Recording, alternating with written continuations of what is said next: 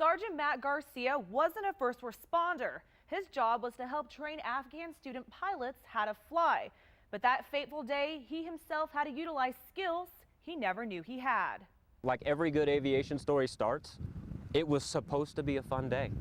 On the morning of the 7th of September, 2013, as he says it, Sergeant Matt Garcia, near the end of a year-long deployment in Afghanistan, set off on a routine training mission. When we heard on another radio frequency that there was an aircraft in trouble.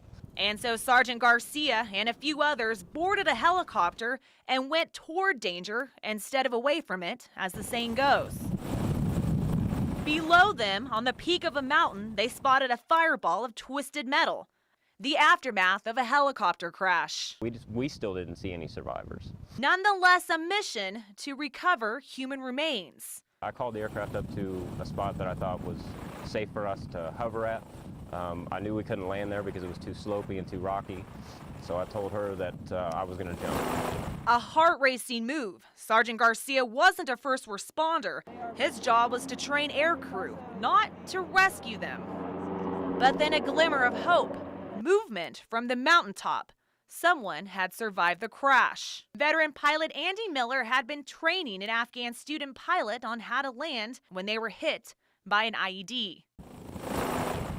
Unaware if the enemies were close, Sergeant Miller jumped about 10 feet from the chopper. He hurt his ankles on the way down. He then sprinted up the mountain and began life-saving aid to both pilots. Either a piece of the IED or a piece of the aircraft had actually gone in one side of his left leg and out the other. Took 3 inches of his femur with it and nicked his femoral artery. So he was bleeding pretty good. Meanwhile, the Afghan student pilot who had taken the brunt of the explosion lay unconscious. He was burned very badly. And again, both left limbs were pretty much gone. And then I look at the crash site right in front of us, and I see a piece of brass kind of fly up into the air, and I see a bag that's on fire. And I asked Mr. Miller, I said, "What's in the bag?" He said, "That was my go bag." He said, "It's full of ammo."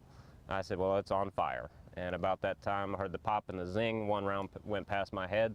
So I grabbed Andy, threw him down behind a rock, and kind of laid on top of him. The entire ordeal happened within an hour span, from the first Mayday call until rescue workers arrived. I could tell you that I learned that day what adrenaline will really do to a human body. A friendship and a bond, although no longer stationed at the same base, remains tight to this day.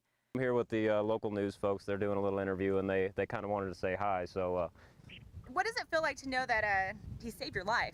I'm just incredibly proud to know him and happy he did what he did, because he surely didn't have to. So he was in the right place at the right time and really came through. That's what service members do, I guess. They take care of each other.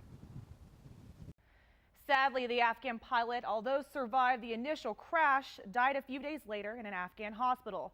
Sergeant Garcia was awarded the Soldier Medal for his heroic actions that day. Monica Garcia, News 4, Tucson.